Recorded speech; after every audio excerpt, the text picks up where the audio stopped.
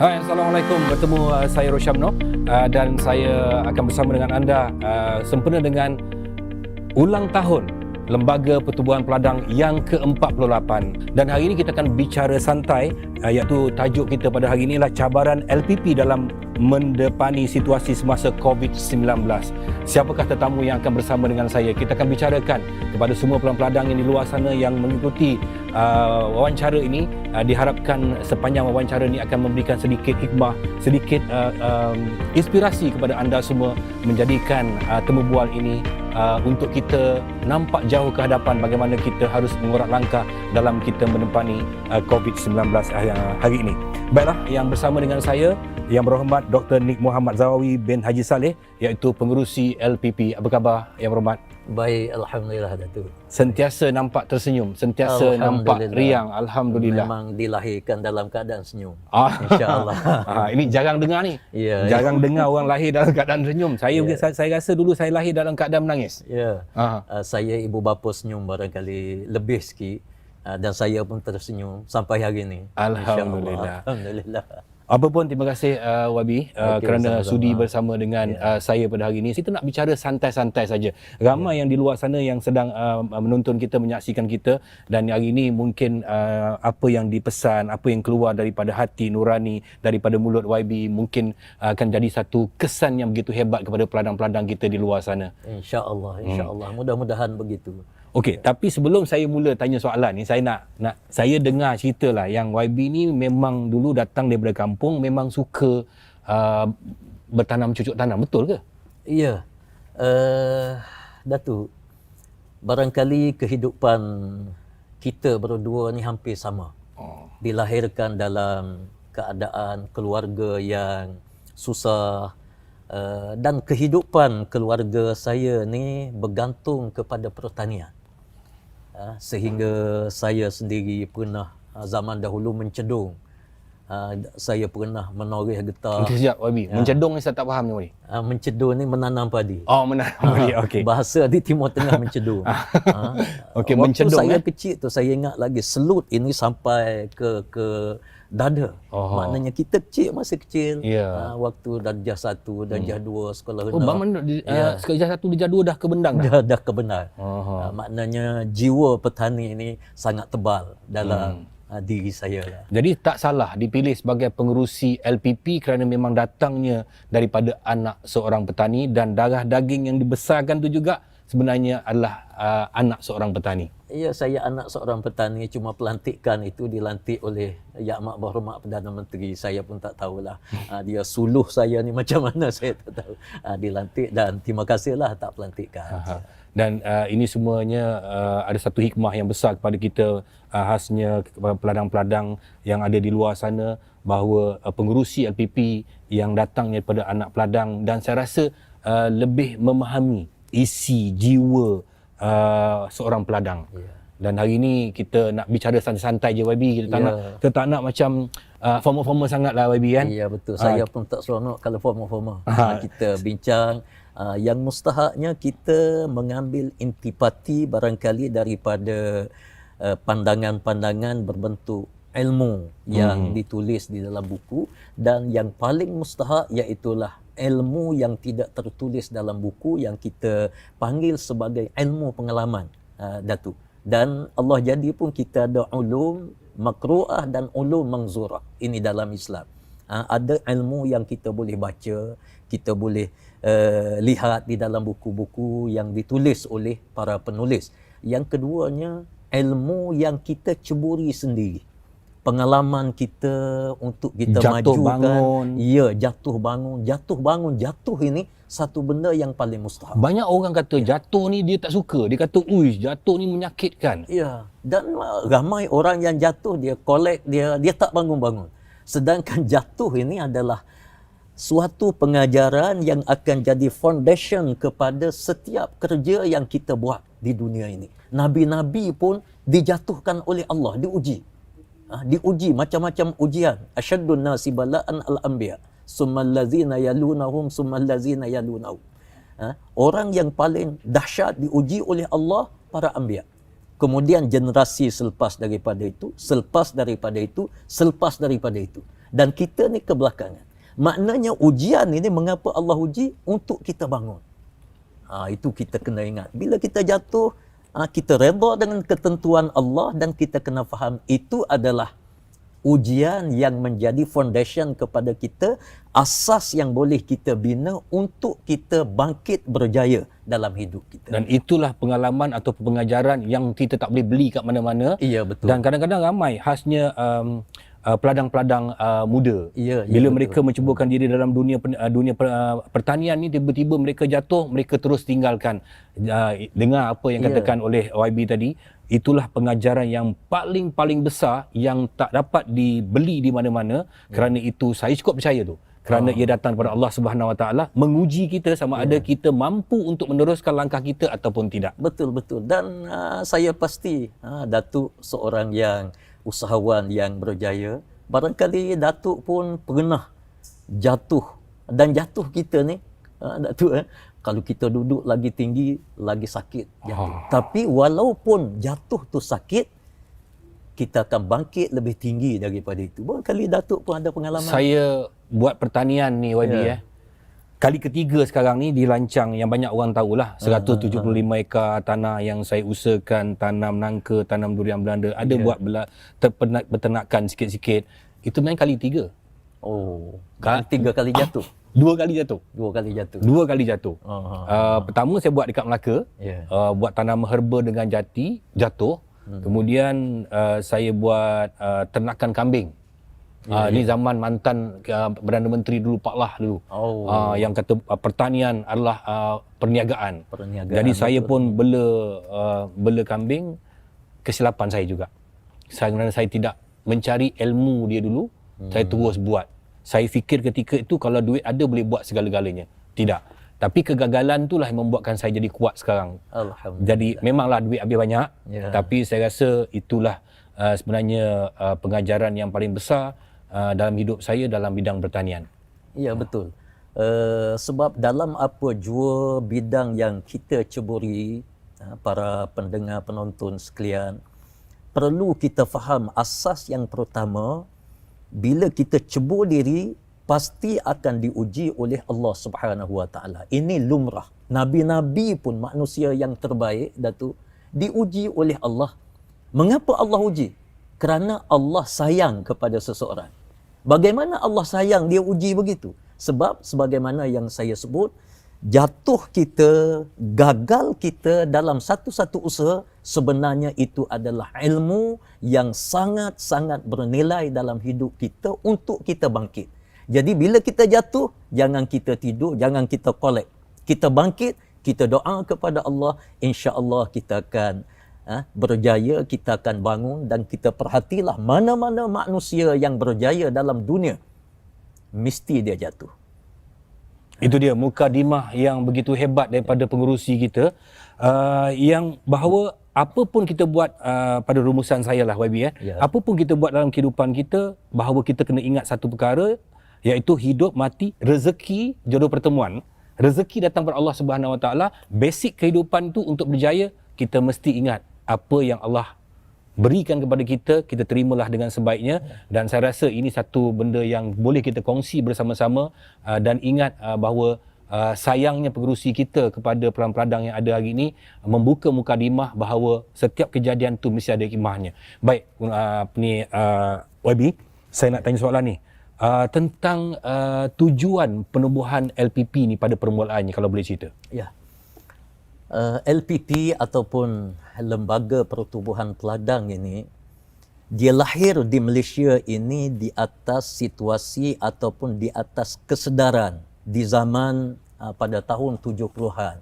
Kalau kita lihat di dalam sejarah, tahun 1971 sehingga kepada tahun 1975, pemimpin kita di zaman itu, dia fikir tentang negara kita ini perlu kita ceburi di dalam bidang pertanian. Rakyat ramai. Zaman itu, Datuk, teknologi pun tidak banyak, pembuatan pun tidak banyak. Kita masih belum buat kereta, belum buat apa. Dan sememangnya rakyat dalam negara kita ini perlu kepada pertanian. Dan pertanian ini dia sangat-sangat basic. semua orang mesti makan. Binatang mesti makan. Jadi makanan ini adalah suatu perkara yang paling penting. Maka LPP ini ditubuhkan pada 14 Februari tahun 1973. Daripada tahun 71-75, di tengah-tengah itu ditubuhkan LPP, dan LPP ini ditubuhkan yang pertama sekali untuk menaik taraf rakyat yang hidup di zaman itu. Masing-masing buat kerja cara sendiri. Ada orang yang menanam padi di bukit, ada yang menanam di sawah, ada yang tanam sayur di pinggir-pinggir rumah. Dia hidup dia begitu. Jadi idea yang dikeluarkan oleh kerajaan di zaman itu, terutama sekali di zaman Tun Abdul Razak, Allah yarhamuh, mudah-mudahan Allah memberkati beliau. Dia tinggalkan satu jasa yang besar kepada negara, di mana ditubuhkan di tahun 73 itu LPP, dan LPP ini dia nak supaya distrukturkan masyarakat ini. Maknanya kalau ada pertanian sistematik lah. Sistematik, ya. Diuruskan pertanian ini dengan cara yang sistematik. Dan yang keduanya, pihak kerajaan nak menyusun semula struktur penduduk. Sebab itu kalau kita baca dalam sejarah yang sawit diletakkan felda, getah ada, dan kerajaan menubuhkan lembaga-lembaga zaman itu. Ada lembaga getah, ada sawit, ada felda, ada felkra, ada macam-macam. Di samping ditubuhkan LPP, Lembaga Pertubuhan Peladang ini, yang mengawal selia para petani kita di seluruh negara. Termasuk di Sabah, di Sarawak, walaupun di Sarawak ini belum ada lagi LPP, tetapi di Sarawak dengan cara dia, tetapi pihak kerajaan menyusun atur masyarakat dengan tujuan supaya masyarakat ini keluar daripada kepompong kemiskinan. Satu. Yang kedua, keluar daripada kepompong cara bertani ini, cara lama. Bila kita sebut cara lama, dia income dia tidak banyak, cara bertanam pun dia sukar, dia macam-macam lah. Penat, tapi hasil dia sikit. Bahkan penat ini lebih teruk lagi. Kalau kita tengok Datuk zaman sekarang, kalau dulu kita nak menjirus, kalau kita nak jirus 1 hektar, nak mengandar air lagi, nak 1 hektar. Allah. Sekarang ini buat fertigasi, menjirus telefon.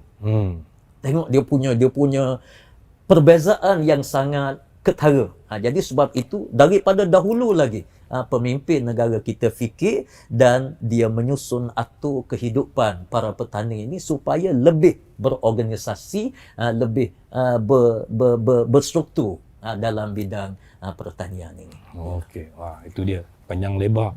Kalau tidak ada sistem, maka pertanian ni punca makanan kita, kan? Yeah. Punca makanan, kalau tak ada sistem, jadi kalau kita masih lagi menggunakan sistem lama tu, dia tidak akan maju.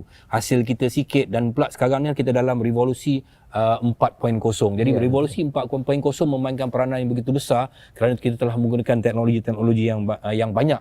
Jadi kalau kita ketinggalan, kita akan ketinggalan dari segi segala-galanya, termasuk hasil.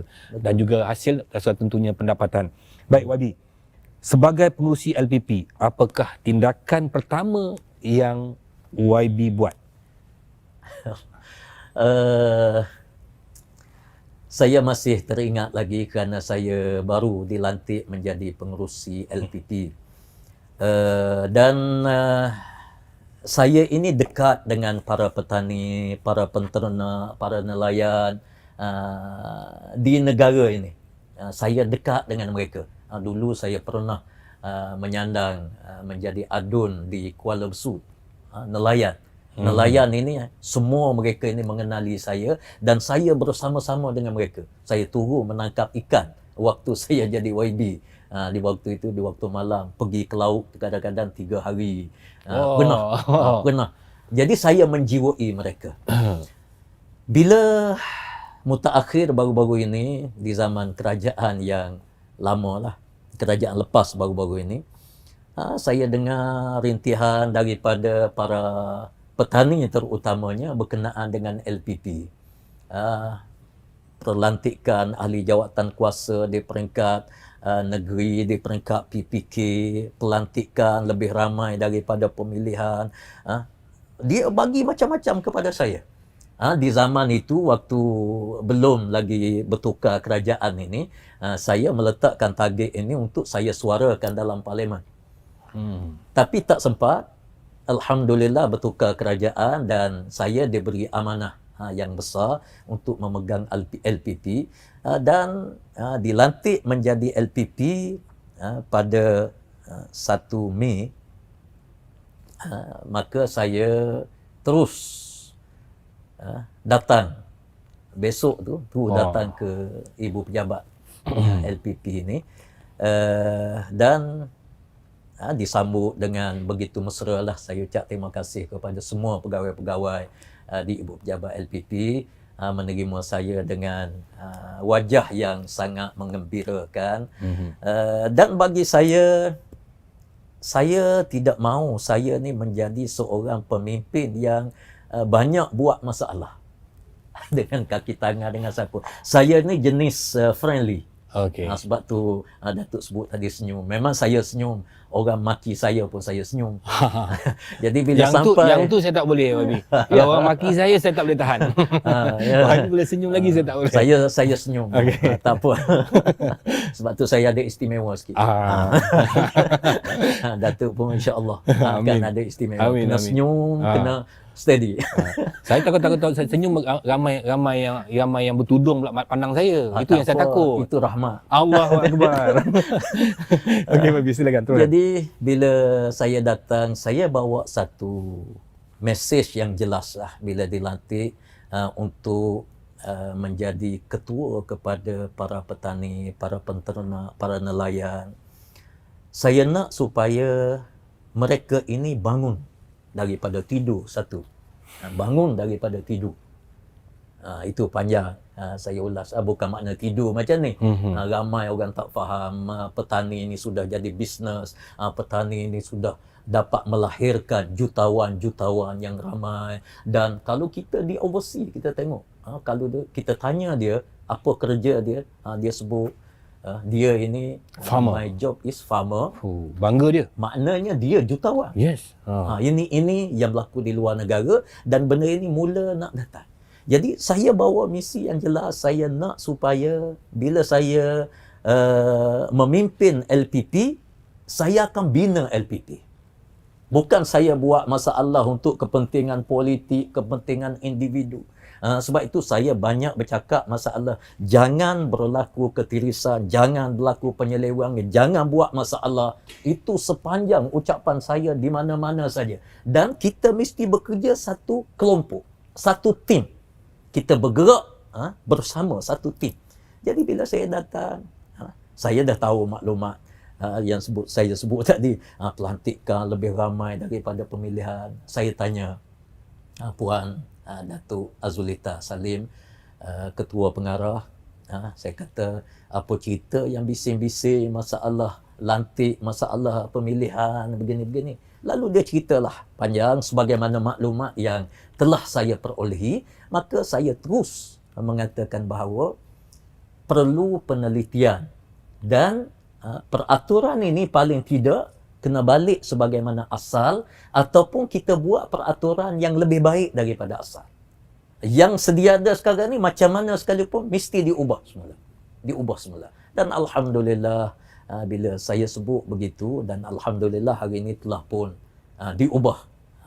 Di segi peraturan perlembagaan pun telah diubah dan ada sedikit sebanyak pindaan-pindaan yang lebih baik daripada sebelum daripada ini. Maknanya sebelum maknanya di zaman kerajaan Barisan Nasional. Yang ada sekarang ini pun lebih baik. Ditambah kita tambah baik. Yang lepas baru ni memang kita tak boleh nak terima lah, kerana ada unsur kepentingan politik untuk cari orang dia masuk, dan ini dia tidak membina pertanian. Dia ibaratnya apa yang YB cakap tu, sebenarnya apabila kita berjalan seperti kereta api membawa gerabak di belakang, peladang penternak, nelayan adalah gerabak-gerabak di belakang, dan kepala kereta api itu ialah LPP. Jadi betul. LPP ni kalau katakan ada kerosakan enjin dia, kepala dia ada kerosakan, macam mana dia nak memacu dengan begitu hebat di hadapan? Dia akan berhenti tengah jalan. Dia berhenti tengah jalan. Kalau kebetulan jalan itu ada cross jalan raya, menyusahkan orang ramai. Jadi kita tak maulah benda ini berlaku macam tu. Dan alhamdulillah itu satu perkara yang banyak dihebohkan masa dahulu kala. Alhamdulillah, tahniah kepada YB kerana telah membetulkan enjin kepala kereta api untuk bawa gerabak-gerabak yang ni. Dan itulah harapan besar kepada semua peladang semua, dan insya-Allah lepas ni kita akan pergi dengan laju lagi, jadi macam bullet train sikit. Insya-Allah. Okey, sekarang ni dasar kerajaan YB kelihatan sangat memberikan tumpuan kepada sektor pertanian. Apakah peranan yang dimainkan oleh APP dalam membantu MAFI dalam meningkatkan pengeluaran makanan negara? Yalah, kita tahu yang makanan ni sebenarnya banyak kita import daripada negara-negara jiran kita, khasnya Thailand, kita banyak import, sedangkan kita memerlukan banyak makanan sebenarnya. Untuk makluman Datuk dan makluman kepada semua sidang pendengar yang dirahmati Allah sekalian, bekalan makanan untuk negara kita ini belum mencukupi. Jadi bila pandemik COVID-19 ini melanda dunia dan tidak terkecualinya negara kita Malaysia, maka kita sangat terasa bahawa sektor pertanian ini sangat-sangat mustahak. It's very important berbanding dengan sektor-sektor yang lain. Hatta dengan saya tidak nafikan bahawa sektor-sektor lain, pembuatan kita, teknologi ini, itu mustahak penting. Tetapi pertanian ini asas dia sangat kuat. Negara-negara yang bergantung kepada pertanian, bila dia dilanda oleh COVID, dia still dapat hasil, dapat sumber yang sangat baik. Macam kalau kita ambil contohlah, macam Thailand, Vietnam, Cambodia, dia punya ekonomi dia banyak bergantung pada pertanian, itu dia nampak sangat stabil. Barangkali kita sedar waktu awal kita berhadapan dengan COVID-19, saya sebagai wakil rakyat, waktu itu terputus bekalan beras. Yang untuk kita nak agihkan kepada rakyat yang ramai, saya terpaksa import daripada Thailand secara individu. Ambil untuk kita bagi, sebab rakyat kita panik di waktu itu, dan kita pun panik, kita tak tahu macam mana COVID ini mungkin memakan masa setahun, 2 tahun, 3 tahun. Dan kita panik lah.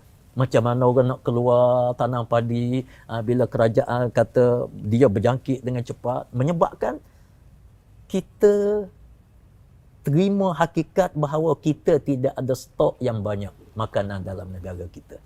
Menyebabkan LPP ni, kita melangkah ke hadapan. Datuk. Kita melangkah ke hadapan. Kita nak pastikan bekalan makanan negara ini mencukupi. Terutamanya bila kita menghadapi COVID-19. Maknanya lepas daripada ini, kalaulah la samahallah, kita minta berlindung daripada Allah, berlaku lagi ancaman-ancaman lain, wabak-wabak yang lain, na'udzubillah, takut berlaku perang ke apa ke, di mana stok makanan kita, menyebabkan kita melangkah ke hadapan. Maknanya negara perlu kepada kekuatan pertanian ini sendiri. Maka di sudut security food, kita bincang di peringkat LPP untuk kita meningkatkan usaha kita supaya kita dapat mengeluarkan makanan ini secara mencukupi di dalam negara kita. Maka LPP ini kita bagi fokus kepada beberapa perkara. Dan saya dapat rumuskan, kita ada 4 perkara. Yang pertama sekali, kita memperkukuhkan pengeluaran agro makanan kita. Dengan cara kita menambahkan kawasan. Kita tambah teknologi untuk pertanian. Kita tambah lagi. Sebab itu kita kempen keahlian untuk LPP ini supaya Saya ahli. mereka Saya masuk. ahli. Saya ahli Temeluk. Alhamdulillah. Saya juga ahli LPP. Jadi kita kempen supaya ramai rakyat ini bersama-sama dengan LPP sebab kita nak salur bantuan. Bantuan untuk memastikan negara kita ini mempunyai kekuatan security food. Itu dia. Jadi sebab itu food security dalam negara kita ini mesti kita kena sentiasa bincang. Dan alhamdulillah pihak kerajaan pun bila kita sebut food security ini memang kerajaan memberi fokus yang utama kepada kita. Jadi kita perkukuhkan pengeluaran agro makanan. Itu yang pertama. Yang kedua sekali iaitulah kita memperkenalkan kepada rakyat, kepada ahli LPP ini berkenaan dengan model perniagaan yang berjaya dan model pertanian yang berkesan. Sebab kita tidak nak petani ini kita tanam sayur, lepas tu sekadar kita makan. Kita nak supaya sayur kita ini dapat menguasai pasaran negara. Dan Datuk, saya nak bagi tahu kepada umum, kalau boleh hari ini kita nak stop import kita daripada luar. Kalau boleh. Sepatutnya macam tu. Kita ada tanah banyak yang kosong. Kalau kita tengok dekat kampung-kampung, tanah-tanah yang kosong, dia orang semua buat tak tahu saja. Betul, Datuk, betul. Jadi kalau kita import daripada luar ni, berapa triliun hasil negara kita mengalir keluar. Dan sepatutnya pertanian ini kalau diceburi dengan sistematik, memang dia akan berjaya. Sistematik. Okey.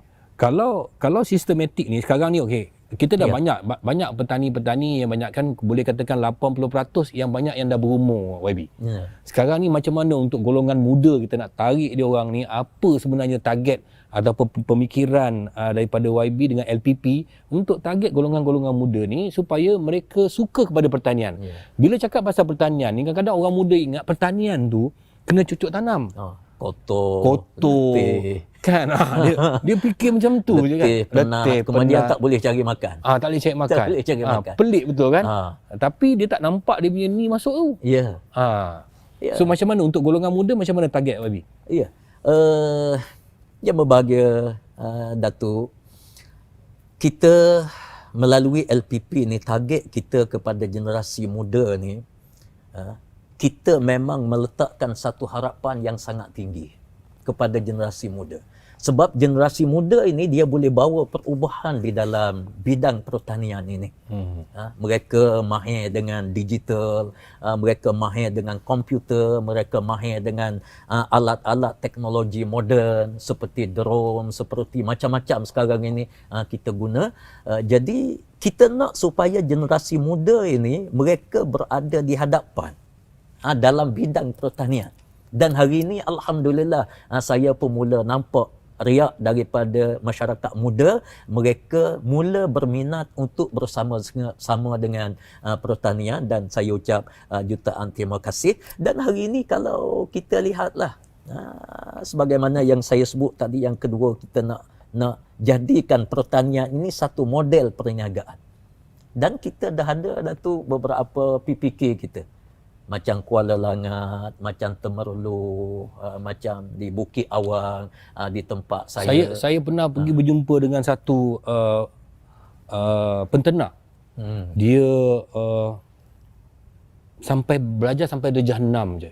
Ya. Tapi di Kuala Langat. Yes. Sekarang ni aset pertanian dia saja mencecah hingga 6 juta ringgit. Ya, betul. Dan kita telah mengisytiharkan mereka ini jutawan. Dan seorang lagi penternakan, jutawan lada. Lada Hashim. Saya pernah jumpa dengan dia. Ya. Satu minggu dia punya hasil jualan dia mencecah hingga hampir-hampir 20,000. Saya cakap seorang dispatch dulu asalnya. Dan mereka telah jadi pengeluar zakat. Ya, pengeluar zakat. Cuma tak mengalir pada kita lagi. Dan anak-anak muda ni memang adalah sebenarnya barisan yang kita kendaki sekarang. Ya, betul. Kita mengharapkan generasi muda ni ubah minda. Terutama sekali Datuk, kita ada ramai orang muda yang lepasan universiti di bidang pertanian.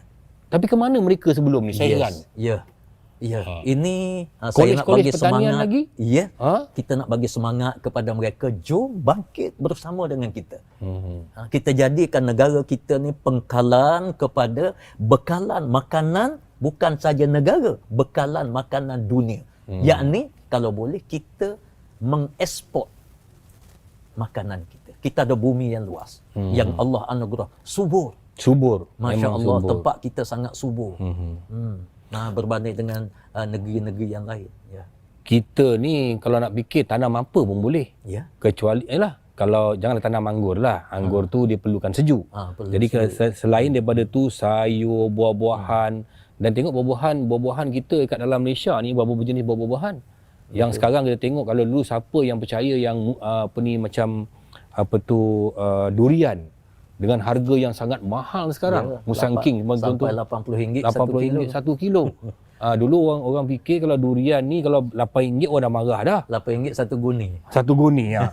1 kilo orang baling kan. Zaman dahulu. Tapi sekarang ni RM80 1 kilo dan telah menjadi satu bidang perniagaan yang begitu besar. Ya. Dan kita berharap pada anak-anak muda di luar sana supaya melihat bahawa pertanian itu adalah perniagaan dan boleh menjadikan sumber kekayaan kepada kita. Ya. Baik, YB. Sekarang ni COVID-19. Ya. Okey, cakap pasal COVID-19, saya nak ucap tahniah ni kepada YB kerana baru-baru ni dilantik dalam jawatan kuasa khas bebas darurat 2021. Allah, terima kasih banyak. Terima saya kasih rasa warga LPP semua berbangga ni. Allahu Akbar. Tahniah lah. InsyaAllah mudah-mudahan membantu saya, dan saya ucap ribuan terima kasih kepada ke bawah duli yang maha mulia lah, yang di-Pertua Agong kita memberi kepercayaan begitu rupa, dan tidak lupa kepada Yang Amat Berhormat Perdana Menteri Malaysia yang sudi memilih saya yang 1001 kelemahan ini. Tapi mudah-mudahan insya-Allah saya dapat membantu negara. InsyaAllah. Okey, bila COVID-19 ini menyerang negara kita atau seluruh dunia, saya mungkin YB boleh bagi sikit pandangan dan nasihat kepada peladang. Ya. Sebab semua jam ni. Semua macam tiba-tiba Ya, Allah nak buat betul. apa ni, nak buat macam mana tu YB? Dia COVID yang melanda dunia ini, dia adalah urusan daripada Allah, yang tentunya apabila dia datang secara global, hampir tidak ada negara yang selamat daripada COVID. Tetapi yang agak ganjil, Datuk, kita tengok negara maju paling dahsyat, negara membangun sederhana, dia cara sederhana lah. Dia tak banyak, tak dahsyat COVID ni. Negara ketiga, negara yang agak mundur di sebelah Afrika. Saya baru balik daripada Uganda, sebelah Mali, sebelah sana. Kalaulah mereka ini dilanda oleh COVID dalam keadaan Kehidupan mereka macam tu. kehidupan, Datuk, saya pergi ke bandar dia dalam ibu negara, orang tak pakai selipar lagi. Orang Macam berniaga kita junjung, tahun junjung atas 50-an. kepala. Tahun Ya, 50-an tahun lah. 50-an, tahun 60-an. Malaysia tahun 50-an dulu. Selipar dia tak pakai, dia tak kira lesen-lesen berniaga ni, mana ada tempat kosong dia jalan je. Orang macam ni macam mana kita nak bentuk satu SOP? Saya tak nampak jalan. Nak suruh dia pakai mask, nak suruh duduk penjarakan. Selipar pun dia tak boleh beli, nak beli Selipar pun mask. tak boleh pakai dan tak boleh beli. Maknanya kalau COVID pergi, Habis. na'udzubillah, barangkali mayat ini boleh kena tanam pakai bulldozer. Barangkali. Tapi Allah Maha Kaya. Sebab itu saya mengatakan COVID ini milik Allah.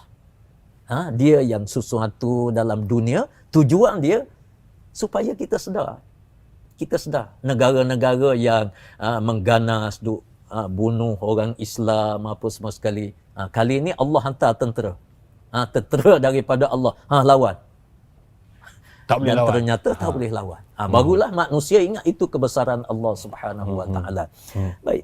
Balik kepada COVID ini, kita dalam bidang pertanian, bila kita rasakan COVID ini satu perkara yang ialah jam kita, sebagaimana yang Datuk sebut tadi, jam. Maka kita perlu melangkah ke hadapan. Kalau kita ada sayur, kita ada buah, kita ada ikan, penternakan kita yang macam-macam, ada daging, ada semua sekali. Tak. Kita tersekat untuk kita pasarkan. Cuba kita fikir macam mana cara lain. Dan hari ini Alhamdulillah saya tengok ahli-ahli LPP ni yang tak pandai guna komputer pandai. Tak pandai guna telefon, Apps, tak pandai apps sana, apps sini, tak pandai nak guna sistem jualan masuk dalam macam-macam sekarang ni, online tu ni. Dan ada anak-anak muda kita yang buat dia punya blog tersendiri untuk bisnes, untuk macam-macam. Dan Alhamdulillah melahirkan anak-anak muda yang boleh menolong ibu bapa dia dalam sistem online perniagaan ini. Itu adalah satu norma baru dalam kehidupan yang saya kira sangat-sangat bermakna untuk kita. Maknanya COVID melanda kita, biar kita masuk dalam norma baru kehidupan dan kita terus melangkah ke hadapan. Sebagaimana di awal tadi saya sebut, kita diuji oleh Allah. Jangan bila Allah menguji kita, kita berhenti. Tak, kita kena melangkah. Macam kita berjalan lah. Berjalan, tak selama-lamanya jalan raya. Kita akan masuk jalan kampung, banyak batu. Macam mana nak jalan? Kita akan pergi lagi. Ada parit yang tidak ada jambatan. Macam mana nak buat? Maknanya kita jangan berhenti. Allah parit. Kita pun tepuk dahi. Allah habis. Kita tak akan maju. Tapi kita mesti melangkah. Ada parit, kita langkah. Kalau boleh parit tak luas, kita lompat. Kalau parit luas, kita turun. Jumpa lagi sungai barangkali. Sungai. Kita kena berenang. Tapi jangan kita berhenti. Dan begitulah kita dalam bidang pertanian ataupun bidang-bidang yang lain. Bila kita bertani, kita mesti meletakkan target kita yang jauh sebagaimana kita nak berjalan di jalan yang jauh. Kita kena letak target yang jauh. Kita bertani, bukan saya nak bercakap lebih-lebih, tapi saya mengharapkan kepada semua petani. Target pertanian kita untuk kita jadi orang kaya. Jangan kita nak bertani, sebab apa ni tanam padi, Allah cukup makan, kita tak akan maju. Kalau target kita tu, target kita kadar cukup makan, Allah tak akan bagi lebih. Betul. Allah bagi sebagaimana kita target. Jadi sebab itu, okey, kita sekarang ni kita ada tanah. Ada tanah 1 ekar, 2 ekar, kita tanam padi. Jangan bubuh dalam kepala kita banyak tu je. Kita cuba cari tanah orang lain. Kita sewa pajak dengan dia, kita pajak dengan dia, kita tanam lagi, kita akan dapat hasil lebih banyak lagi, kemudian kita kembangkan lagi. Begitulah orang yang tanam lada. Mula-mula kita macam grant, yang banyak kita bagi Datuk, LPP bagi 20,000, terutama sekali kepada generasi muda, kita bagi grant. Dia tanam. Tanam, dan saya sentiasa sebut petani kita ni kena ingat, bantuan daripada kerajaan ini itu adalah bonus di dalam usaha yang kita kalau buat. Tak ada LPP dibentuk daripada dulu lagi, mungkin tidak ada bantuan-bantuan yang macam ni. Ya, betul. Jadi bila diberi kepada kita grant 20,000, banyak kali saya nasihat, 20,000 ini jadikan dia ibu penyu. Modal kita ni adalah ibu penyu. Jangan makan ibu, makan telur. Dan ibu ni mesti digemukkan. Okey, kita tanam cili setengah hektar. Setengah hektar ni, Datuk, di kampung-kampung ni banyak tanah-tanah kosong tepi rumah. Heran saya kadang-kadang anak-anak muda ni daripada kampung disanggup datang ke Kuala Lumpur ni bekerja, gaji tak sampai mana. Betul. Tapi tanah mak bapak tu ada, tak nak diusahakan. Mungkin mereka tak celik. Dia tak celik bahawa pertanian ni sebenarnya boleh menjadikan sumber ekonomi yang baik pada mereka. Okey, yang bercakap pasal anak-anak muda ni, macam mana, apa nasihat YB kepada dia orang, YB? Sebagai pengerusi LPP lah, kan? Budak-budak muda ni, kenapa kurang dia minat? Dia sekarang ini generasi muda, yang pertama sekali saya nasihat kepada mereka, biarlah mereka ada knowledge pertanian. Dia kena tahu benda paling basic saya nak bagi tahu. Okey, sekarang ni bila kita sebut pertanian, kita mesti ada tanah, ada tempat kita nak menanam. Okey, kita tidak ada tempat. Macam saya sebut tadi, kita berjalan. Bila jumpa parit, jangan berhenti. Kita tidak ada tempat nak menanam. Okey? kita jumpa dengan pimpinan tempatan, penghulu, wakil-wakil rakyat, adun-adun, ahli parlimen, bincang. Dan dalam konteks negeri Kelantan, negeri Terengganu, saya pernah bercakap dengan esko kerajaan, bahkan menteri-menteri besar. Ini 2 negeri baru saya bercakap, dan 3 termasuk Pahang. Pahang. Kerajaan bersedia untuk bagi tanah. Pajakan daripada kerajaan ni murah je. Usahakan tanah-tanah kosong yang banyak ni. 1 tahun 1 ekar 100 lebih.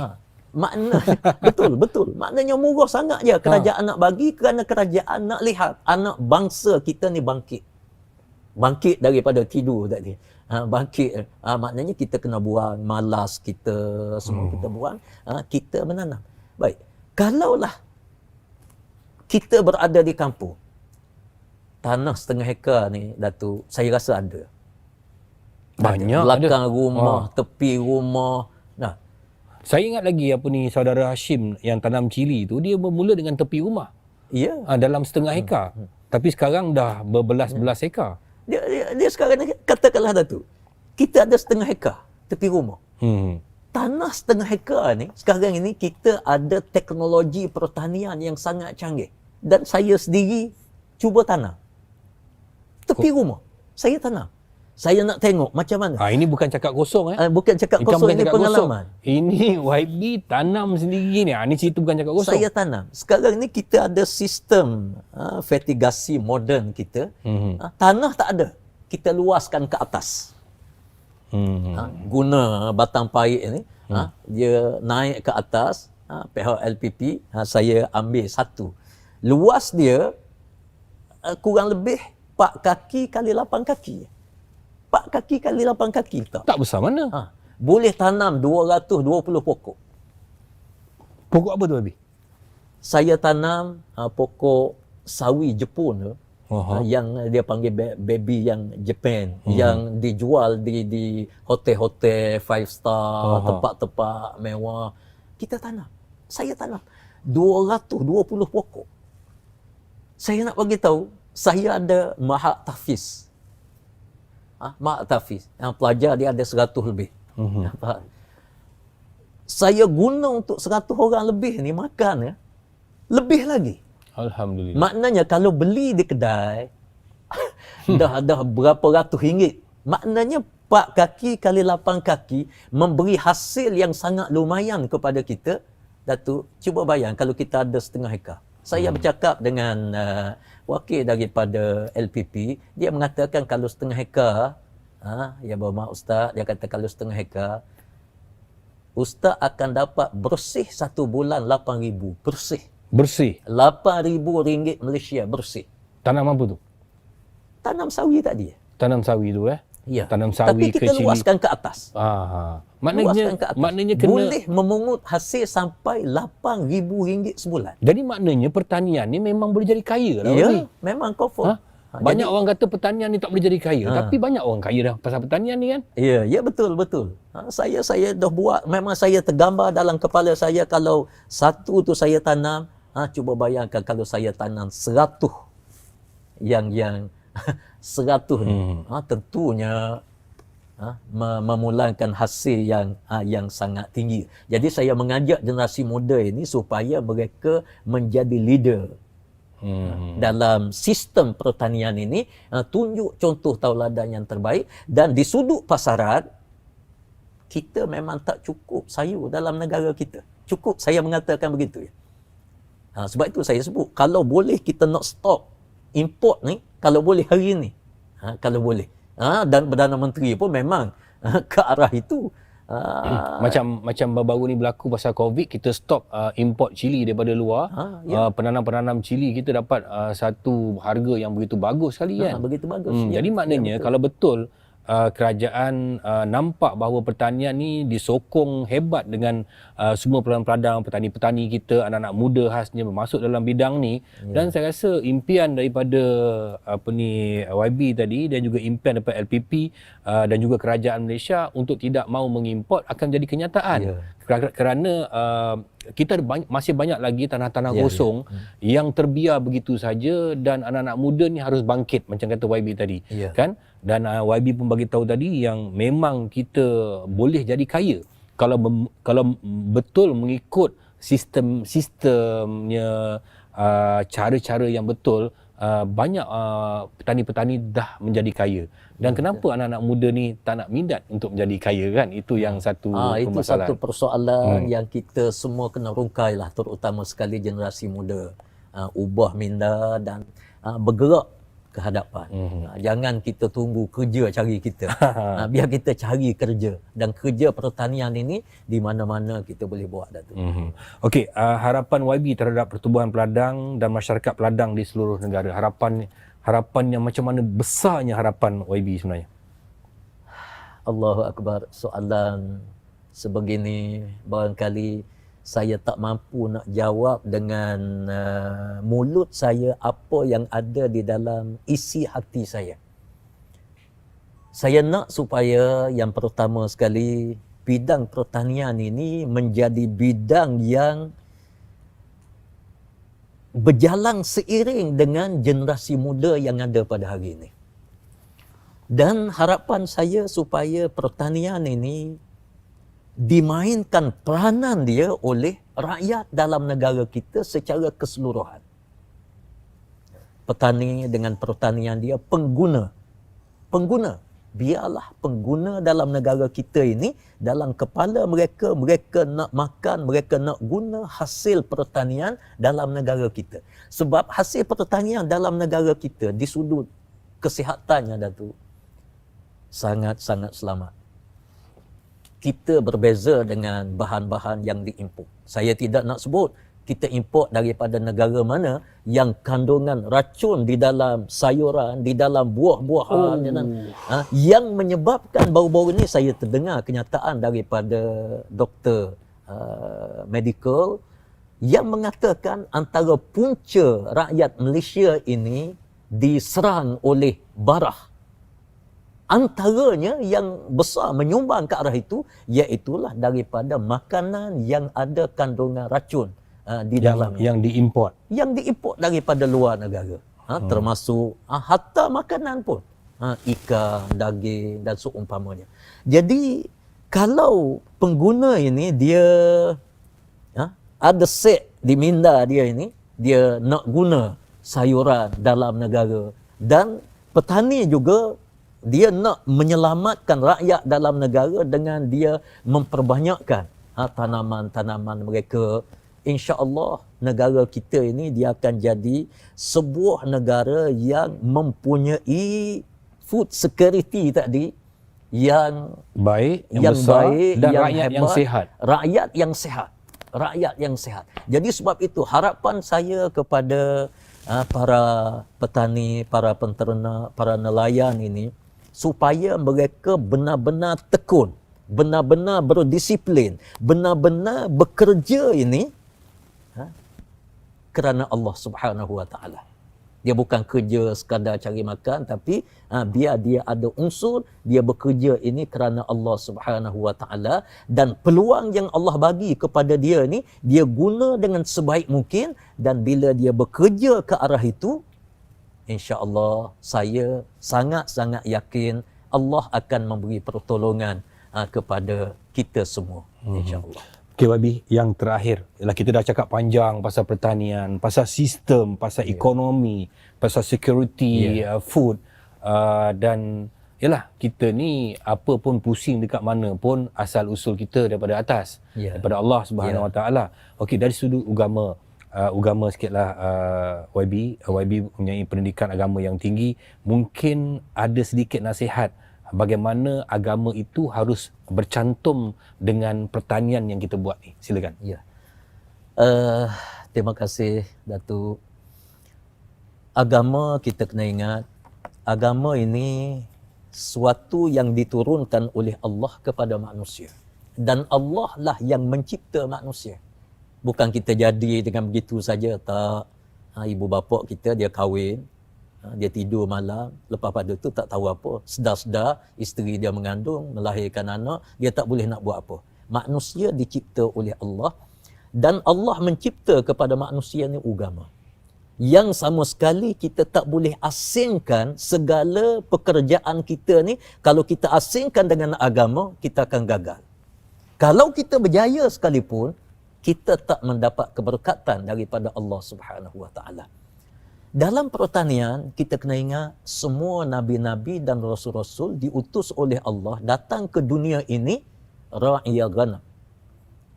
Dia penternak kambing. Yazra'u zari', yazra'u zira'. Dia mencucuk tanam. Ini nabi-nabi. Wa yamshuna fil aswaq. Dia berjalan dalam pasar, dia berniaga, dia berurus niaga. Hasil pertanian, hasil dia berniaga. Ini Allah jadikan semua nabi begitu. Mengapa? Sebab Allah nak tunjukkan bagaimana kejayaan para anbiya, kejayaan para sahabat Rasulullah. Asyratul mubashiruna bil jannah. Kita ada 10 orang yang dijamin syurga oleh Nabi sallallahu alaihi wasallam di dunia ini waktu sahabat ini hidup. 10 orang. Kita kena ingat 7 orang adalah ahli koprak. 7 orang ahli koprak. Mengapa Allah jadikan 7 orang ahli koprak? Sebab Allah nak bagi gambaran kepada kita semua, para sidang pendengar sekalian, sidang penonton, kita berniaga, kita bina kemajuan kita di dunia ini, asas dia adalah agama. Mengapa agama ni penting? Agama ni penting kerana kita petani. Okey, bila kita bertani, kita buat Allah kadar. Macam mana? Dia akan jadi agama dia Allah kadar. Inna Allah yuhibbu iza amala ahadukum an yutqinah. Ini hadis daripada Nabi sallallahu alaihi wasallam atau kama. Sesungguhnya Allah, dia suka, dia cinta. Bila dia cinta, dia akan bagi ganjaran besar kepada orang bila dia bekerja secara bersungguh-sungguh. Jadi faktor agama ini faktor lebih daripada motivasi. Kalau kita faham bila kita beragama, kita bekerja, maka kita kena bekerja dengan jujur. Kita dapat grant daripada LPP. Beli kereta pula. Betul. Kita jangan ingat bahawa itu LPP. La. No. Dia adalah amanah daripada Allah. Harta ni harta seluruh rakyat Malaysia. Macam mana dia nak handle?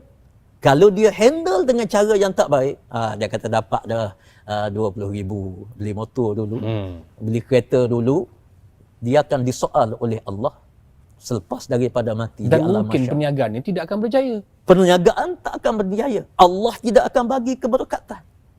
Sebab itu faktor agama ni kita kena faham. Bila kita bekerja kerana Allah. Bila kerana Allah, kita kena buang malas. Macam kita solat. Kita solat kerana Allah. Malas, kena solat. Rajin, kena solat. Sakit, kena solat. Sebab apa? Solat ini adalah salah satu daripada perintah Allah. Hari ini, ramai manusia ni dia tak faham. Dia menganggapkan agama ni semayang, puasa, zakat, haji. Jadi bila bertani tak ada kena mengena dengan agama. Itu agama juga. Ya. Seorang petani, dia terikat dengan agama. Seorang YB, dia kena terikat dengan agama. Seorang pengerusi LPP, dia terikat dengan agama. Kalau dia buat dengan cara yang tidak baik, dia akan disoal oleh Allah di alam mahsyar. Bila kita faham kita dengan Allah, tidak ada benda yang kita boleh tipu Allah. Allah tahu. Tapi kalau kita terikat dengan undang-undang dunia, undang-undang dunia ni, manusia buat. Kita manusia. Dia buat peraturan macam ni, kita kona lepeh kot lain. Kita terlepas, mahkamah kita lepas. Tapi kita dengan Allah, kita tak lepas. Jadi para petani, dia kena ingat, dia adalah pemegang amanah daripada Allah Subhanahu Wa Taala. Bila dia dapat baja subsidi, bila dia dapat racun, dia dapat peruntukan ini. Guna peruntukan ini sebaik mungkin. Kerana kita pemegang amanah daripada Allah. Kalau kita dapat baja, kita jual. Orang yang dapat kontrak baja. Jawab sana nanti. Dia buat itu, dia buat ini yang kita panggil ketirisan. Baja tirih ke, racun tirih ke. Kamu jawab di sana. Kalau kita berpegang dengan konsep agama ini, insya-Allah kita akan berjalan betul. Kita akan bekerja semaksimum mungkin. Kita akan buat terbaik mungkin. Sebagaimana kita solat. Solat, kita boleh banyak cara, Datuk. Kalau kita baca rukun saja. Allahu Akbar, Bismillahirrahmanirrahim, Alhamdulillah. Iftitah kita tak baca. Solat kita sah. Tapi ganjaran kita sekadar itulah. Tapi kalau kita Allahu Akbar, kita baca Allahu Akbar kabira. Kita baca Fatihah, baca pula dengan baik. Begitu kita juga baca dengan surah pula. Begitu juga dengan pokok, Ibian. Sama. Pokok tu dia daripada dulu kita belai dia. Kita belai dia akan bagi hasil yang hebat. Iya. Kadang-kadang orang tak nampak benda ni. Betul. Jadi pergantungan kita dengan Allah, Datuk, sangat mustahak. Sebab itu kalau kita tengok, ada orang tanam padi, dia dekat dengan Allah. Padi dia tikus tak makan. Siapa yang halal tikus? Siapa yang panggil tikus datang? Yang orang lain ni dia taruh racun dengan turun tak boleh juga. Tapi yang ni tak ada taruh racun pun tikus tak mari. Tak mari. Kadang-kadang dia buat bisnes apa-apa sekalipun dia buat, dia ada target yang baik.